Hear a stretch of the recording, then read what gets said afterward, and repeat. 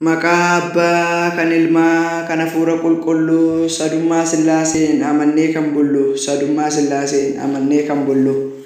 Mata dureen walaloo kootii maaliin si fakkeessuu? Maaliin si fakkeessuu yaa haadha Waaqayyoo fakkaattiin qabdu nu baasteetta leeyyoo fakkaattiin qabdu nu baasteetta leeyyoo.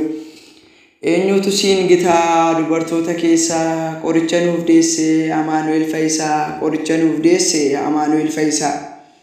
Ati nuuf abaaboo gannataa saree dheebotteefuu ati garaanii laaftaa.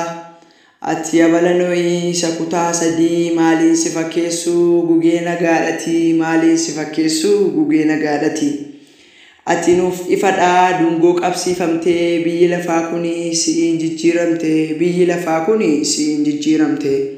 Bara kakuu moofaas fakkeenyi kee hedduu Iyyesuus ilmi kee dhala namaaf kan gaddu Iyyesuus ilmi kee dhala namaaf kan gaddu.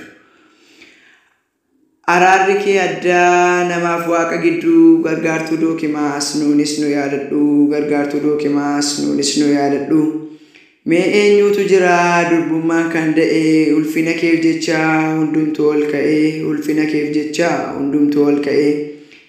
Karaa kee argine isa bannee turre rakkoo hamaan suni si'in nurraa fure rakkoo hamaan suni si'in nurraa fure.